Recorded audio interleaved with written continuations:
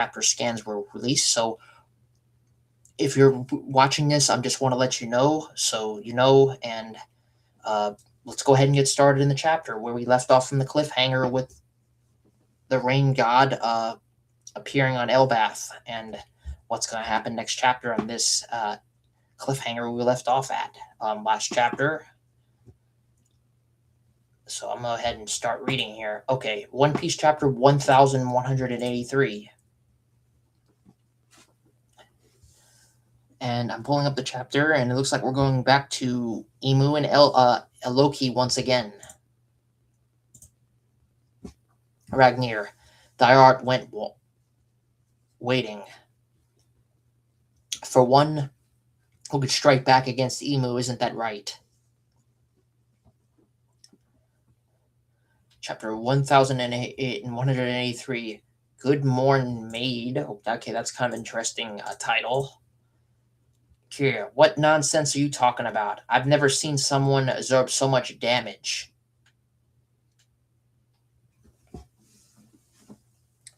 Loki, Straw Hat Luffy. In any case, thy art will not be my soldiers.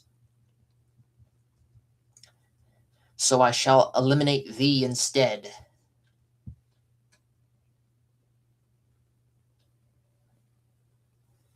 Okay, so he's basically he's bent on wanting to eliminate both Loki and Straw Hat because he's not even calling them by their inherited character names, like he's calling them Ragnir. Well, I think he's calling him Ragnir, but he's calling them both.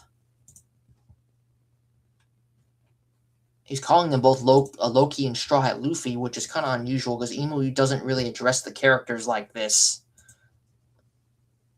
But anyhow, let's continue on with this. Okay, I wonder if they're getting ready to clash again because they've been kind of clashing back and forth with one another, and it seems like that this is probably going to go on for the remainder of this battle because Loki's doing stuff to him, but Emu just keeps standing back up. I mean, him and Luffy are really the only two that are, particularly probably himself is really the only one that's capable of even doing anything to Emu at this point. And I don't know, Luffy maybe probably, but Loki's probably the one because he has the Ragnir fruit, or excuse me, he has the Nidhogg fruit, and he has Ragnir the squirrel as his weapon. So he has the capability of only fighting him at this stage right now. Sorry for that stutter. I think the screen froze up. I'm sorry. Okay. And then okay, Westernville. Okay, I'm sorry. I don't want to go over there yet. Let me scroll down to the chapter here. Huff huff. Ragdool. Just like hold on, let me see this name again.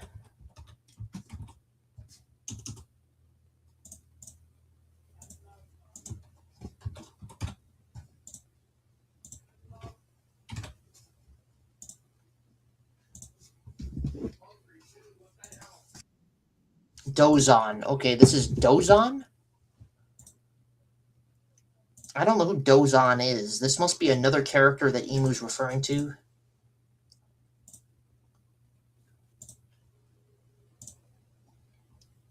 Hold on, y'all. I need to shut. Hold on. Ugh.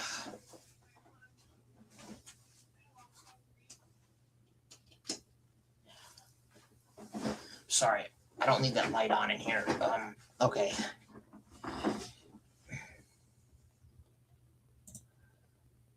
Ragdool. Okay, they're getting ready to.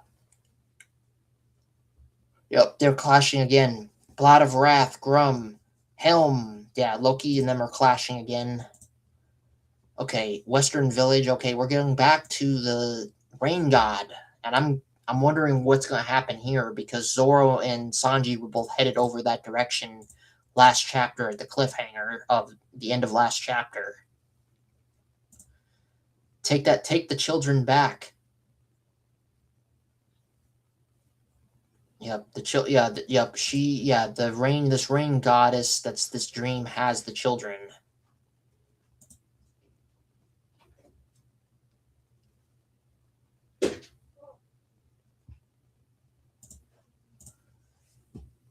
We're not letting them be taken away.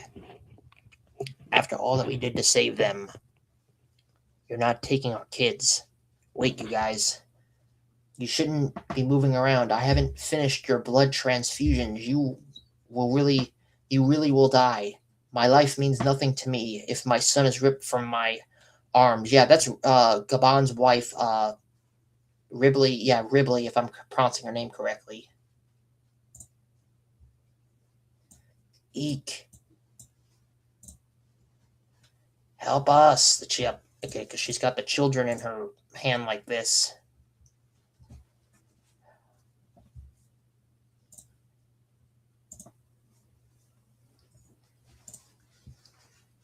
And then there's Killingham, and he's only 7 of them. I'll have to do. Let's go, Xena. What's happening over there?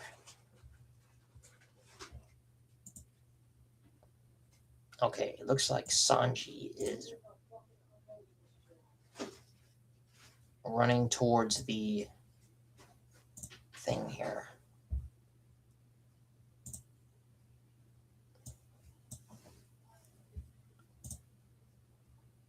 Okay, he's running towards the rain god here. And then, are we going to a whole other scene here? Because I'm scrolling down and it looks like we're going away and I'm seeing a block sticking out. Oh, wait. That's where Gonko got frozen by Loki, isn't it?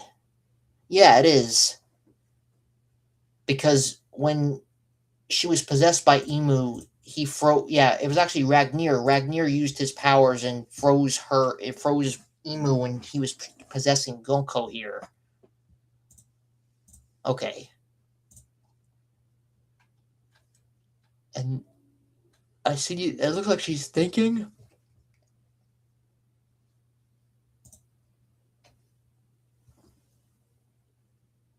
Brooke, why did you run off? And now we're going. Okay, it looks like we're going to a whole other scene over here. We're going back to the crew over here with Jinbei, Frankie, Usopp, Nami, and Brooke all over here. Do you know her, Brooke? Okay, so they're asking him about her. Yeah, that's right, because, Usopp and, Brooke confronted her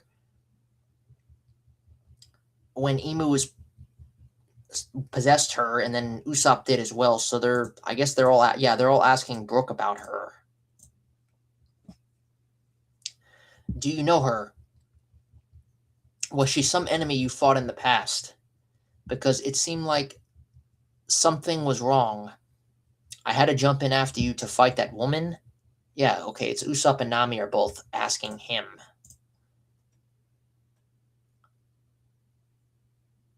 No, not an enemy, but a person I did not want to see. Okay, so Brooke's conscious now. Okay, they both are, because they're both talking. Or so I thought. I'm so confused right now.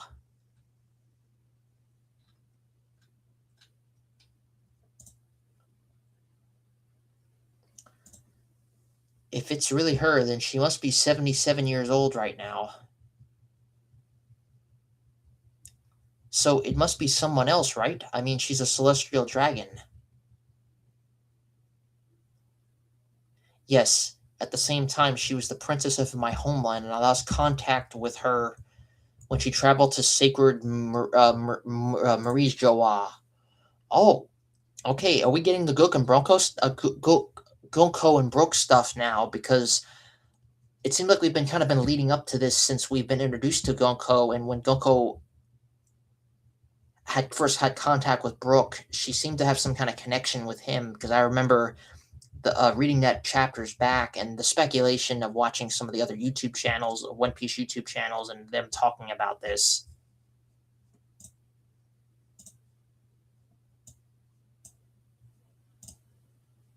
Okay, sorry, it was a pop-up.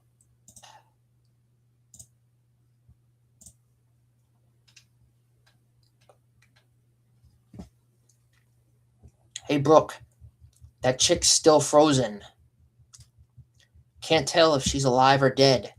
We can just leave her there, yeah? That must okay, that's Frankie all the way over there. No. I wonder if he's gonna free bless me, I'm sorry.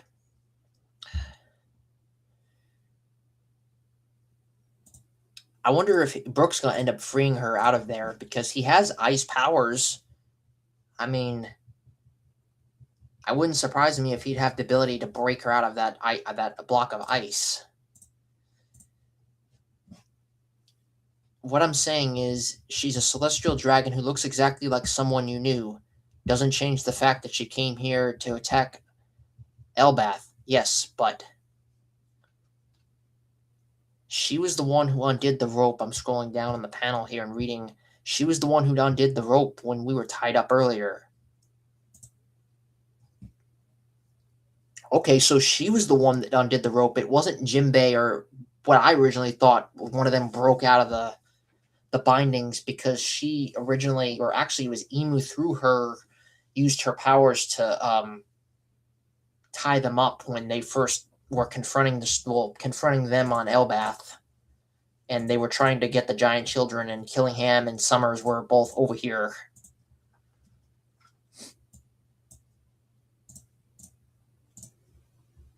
Okay. Escape. Yes, I'm free. I feel like my mental powers did that, yeah. Okay, so it's like a small flashback to moments earlier in these, well, for us, it's chapters back, but in the story here.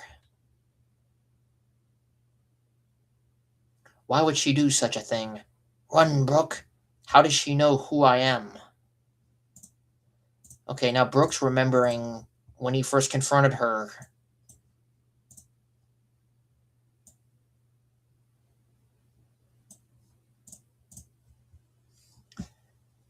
And then she turned back into that demonic form again. Her original personality, the personality that saved us, her demonic form. It feels as though we've seen three different people in her. You think it's possible that she's being controlled? Obviously. It did not occur to me at first, but after seeing people turn into demons today, I must admit I feel deeply disturbed in my core. And now here comes Jimbei coming in now into this conversation in the panel here. I hate to rush you, Brooke, but we need a decision. Does she live or die?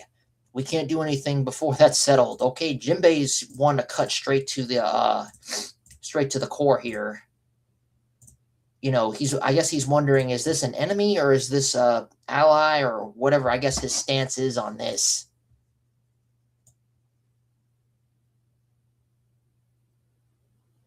Okay, and I'm guessing he's going to tell a little bit more here because I'm scrolling down the panel. And, oh, we're getting the Cook and Broco stuff. Okay.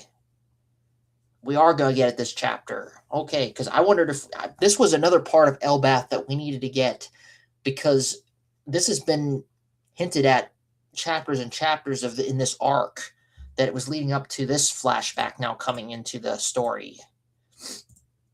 And it looks like we're getting it. Okay, I'm going to read the panel here. It looks like Brooks about to tell the flashback here as he's talking with his other fellow Monokama here. A long time ago, truly a long time ago. She was just a child and I was a young man too. It was in a country that no longer exists. A country that no longer exists.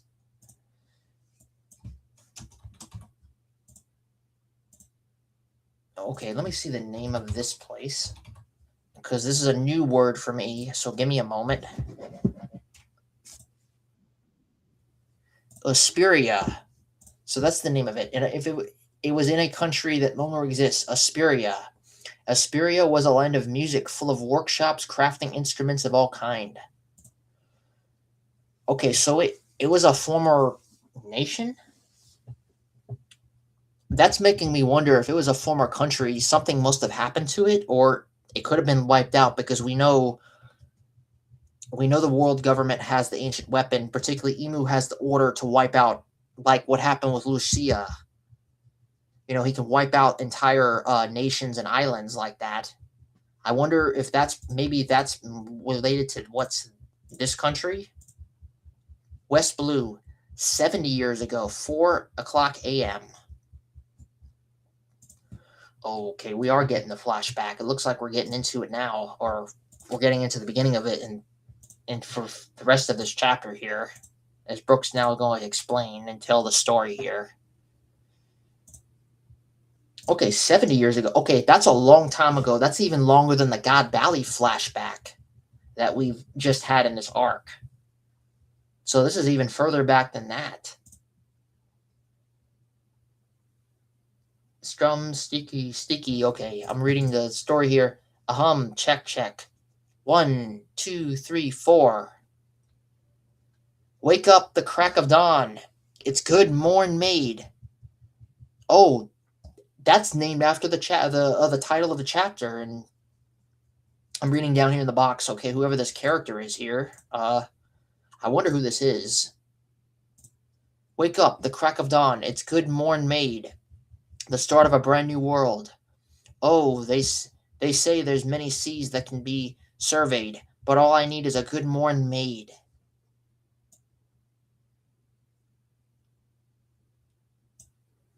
Good morning, Asperia. No more waiting for favorable winds.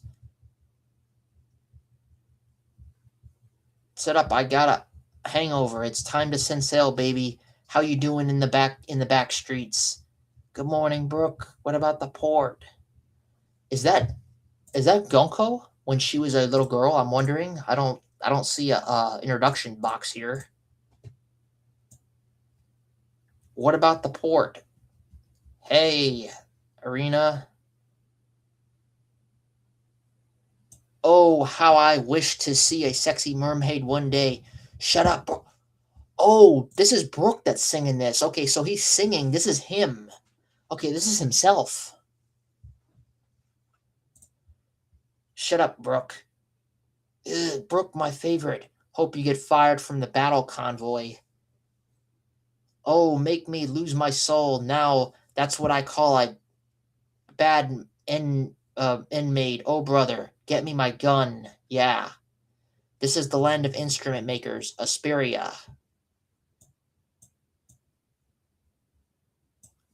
Man, Brooke's like jumping in the middle of the sky here, like in the middle of the sunrise, like kind of doing like it kind of reminds me of the Nika pose almost, the way he's like, if that's got to be him. Yeah, that's him. He's jumping in the middle of the sun like that as it's rising up. Asperia Palace. Barbacks. Teach us how to do your quick draw techniques. Come on, Captain. It's not fair that Princess Shirley gets all your attention. This is pathetic. Pathetic. What do you think I'm teaching you? Learn the instruments before you dream. I wonder what our dinner is tonight. Yeah, I'm starving. Gather up all the crew. Time to ship out our Branks Blue. Sea wind blows to where who knows. The waves will be our guide. Over across the ocean tide, the sunset is going wild. See the sky birds singing in circles passing by. I worked so hard today. You think I got any stronger just like Mama? Oh, wow. Okay, this is Brooke, and it is Gunko. Wow, Brooke was really young here. Holy cow. And this has got to be before he even was with Baboon and the, I'm trying to remember the name of that pirate crew he once had, and when we first got introduced to him way back in, like, Thriller Bark, in his first original flashback from when we first got introduced to Brooke. Kingdom of Asperia, leader of the Rider Squad Battle Convoy. Brooke, age 20. Okay, yeah, he is young here. And then there's Sorry, okay, that's Gunko when she was a little girl here, and he's holding her by the hand here. Kingdom of Asperia, Princess Suri, age 7.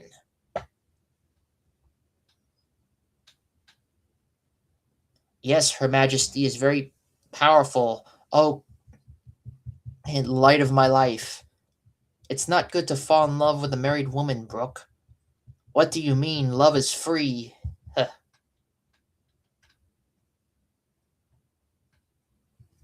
I sentence you to death for conspiracy. Too harsh. Please, boss, I mean your majesty. Papa. Kingdom of Asperia. Oh, okay, we're getting into the king. Okay, this is the king of this nation. Yeah, he's looking pretty rough there, and he's trimming his hedges here. Yeah, he don't look like he's very happy. You were plotting to kill me, weren't you? Of course not. Don't even suggest it. I'll wait until death takes you. Come on, Brooke. Forget about Mama.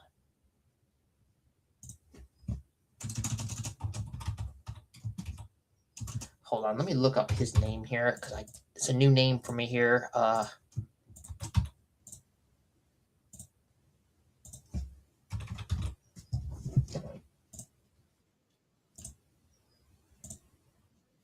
Reuven. Okay, it's Reuven.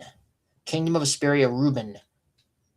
Okay, so this is the kingdom, and this must be her dad.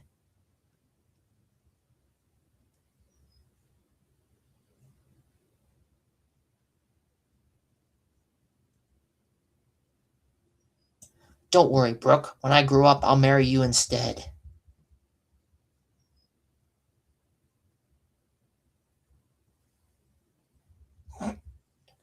No, sir, you're supposed to say goofy stuff like that to me and melt my heart.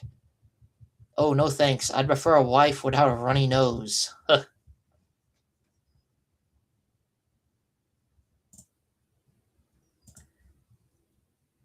What, you picky oaf? How dare you turn down my daughter in front of me? I'm nothing if not faithful. He's smack, he's kicking Brooke right over the head, and she's laughing with laughter here. Hee hee hee. I hate to interrupt the fun, Your Majesty. Okay, it looks like maybe one of their other royal guards is coming in here talking. I hate to interrupt the fun, Your Majesty. There's a gang on horseback riding through the city from the port. Some of the battle convoys in town, but they're outnumbered. We've sent more from the castle, but I don't think they'll make it in time. Oh shoot, the king is not looking very happy, and he's saying here, what are they after? And yeah, the one guard's face here is looking pretty distressed. I wonder who this is. Is it the world government or pirate? Some other pirate crew?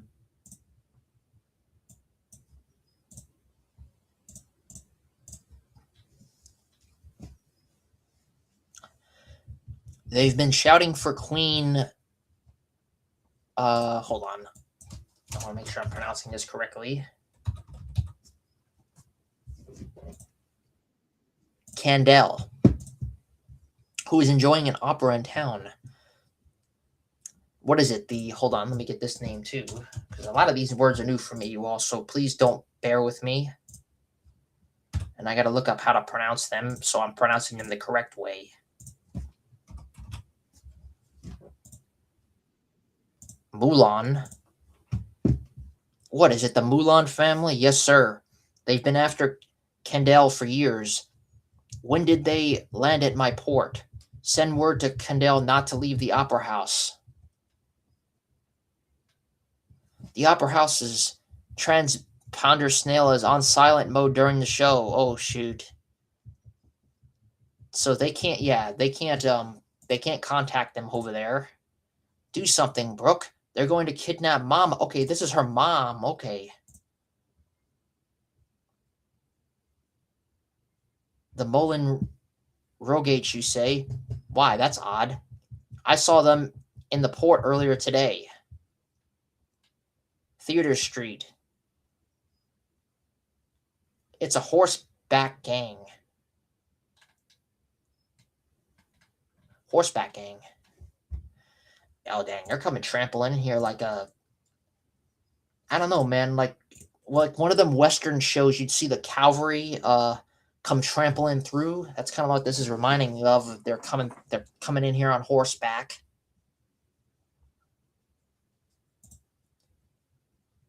Yeah, they're just trampling in here into this town.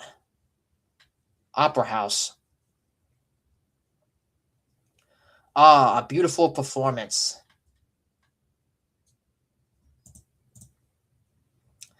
Okay, so the show is going on in the opera house. Come out, Condell. We have permission to shoot from Dun Milan if you don't leave. Today's the day we settle this. You're gonna be the Don's wife once and for all.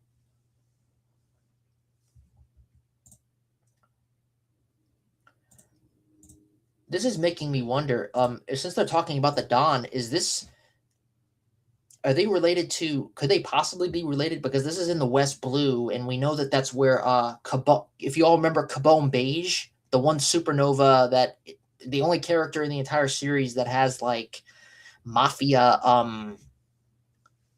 That's the only mafia-like character we have. I wonder if he's got relations to this family or knows them somehow, because he's the only other character we have. And they're talking about the Don here as in this. Well, I don't know how accurate this translation on the scan is, but that's what this is reminding me of. And we know that they originated from, well, his family name originated from the West Blue.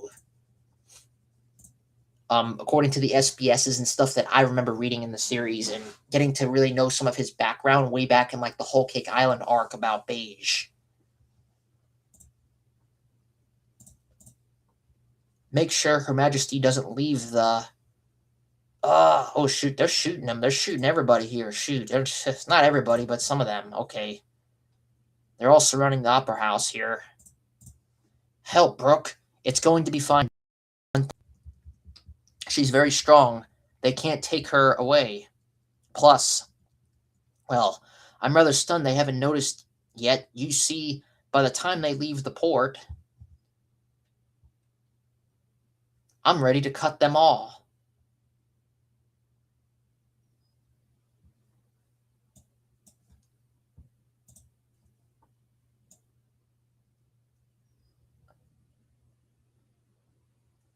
Oh shoot, Brooks already on it.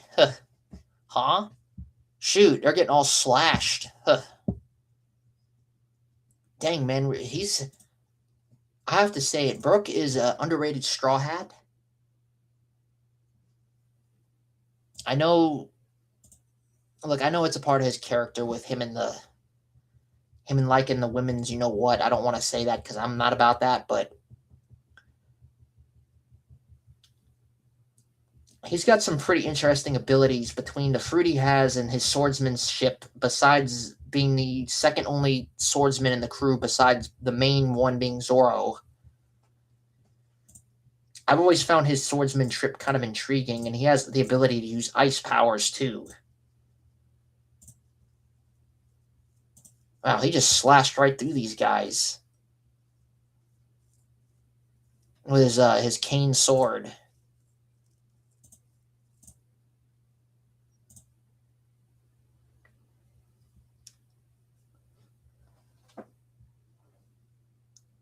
Wait, what just happened? Oh wait, is this one of those? They were cut. There already were cut things then.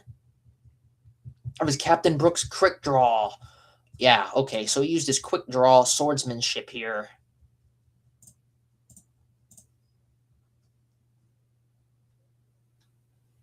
Three, pace him. Notice slash. Oh, Sir Brooke, he's dashing. Look, there's Her Majesty. What a beauty she is.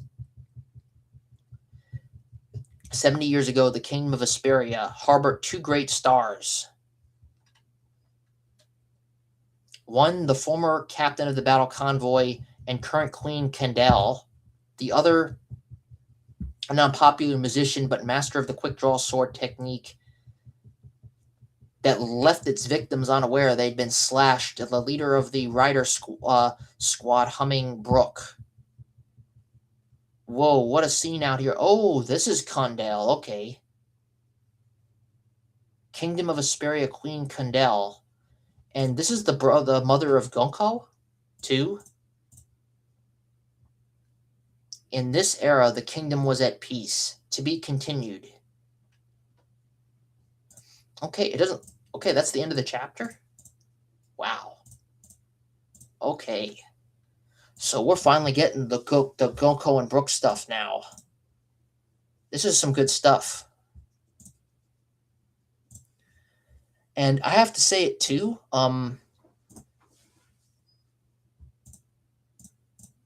It's kind of been a while since we've had an introduction of a female character that's this well dressed. I'm just being honest in One Piece, and that's pretty. That's a pretty different thing for once. Because we know how One Piece and their women can be. I'm just being honest.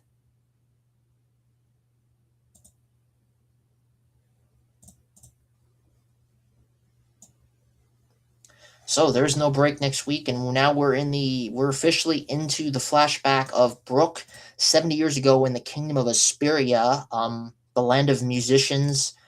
And I wonder if this is where so this is exactly going back 70 years, which that's even longer than the God Valley incident and the flashbacks we had with Loki and Rocks and all that, this arc now. So now we're getting into the Goku Broko stuff, which is looking pretty good.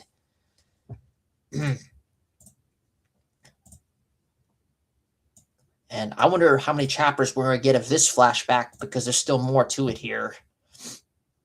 And I wonder, I'm sure we're probably going to get at some point in this flashback what happened to Gonko, or probably maybe to some extent how I don't know, maybe something happened to this kingdom. This kingdom was attacked and eliminated, and Gonko got kidnapped or taken by the world government, and then was brought to Emu as being a 7-year-old girl, and maybe was raised up as by the Holy Knights. And Emu pretty much, I don't know if he forced a contract with her or however he did it. I mean, because I know she was of age way back in the God Valley flashback, and she was in the chamber room when Roxy's Navy Zebek snuck in there. Way when we first got introduced to that flashback, and him the only one that's ever set foot inside that part of Aries Joa, knowing of the existence of Emu. I mean, and she was actually there in the same presence as he was. Yeah. All right, you all. This is gonna be the end of this chapter. I give it a rating out of 1 out of 10. I give it a 10. And we're probably gonna get more of this flashback, and like I was just mentioning, finding out more of what really happened here, and probably more detail into what's in this flashback as Brooks telling this tale, and then probably getting back to Elbath and finding out what's gonna happen with the Rain God here, and how Zoro and Sanji are probably going to end up stopping Summers and killing him. And then Luffy, I bet, is eventually going to come flying in year 5 and help Loki with their confrontation with Emu. Probably in the next few chapters or so after this flashback. But I'm a little bit more interested in the flashback right now. So, all right. God bless you all. John 3:16, for God so loved the world, he gave his only begotten Son, that whoever should believe in him should not perish, but have everlasting life. And that if you believe that Jesus died, was buried, and that he rose again on the 3rd day for your sins, according to the scriptures, you shall be saved. And that salvation is a free gift. And if you choose to believe it today, you shall be saved. And you've accepted that free gift of salvation, which is in Ephesians 2:8-9. So we'll leave it at that. God bless, Mokichima, and take care, and have a good rest of your day or week, or whenever you're watching this. And I'll see you in the next live reaction, which probably should be coming out this week, because I didn't see anything about saying that there's a break next week. So see you in the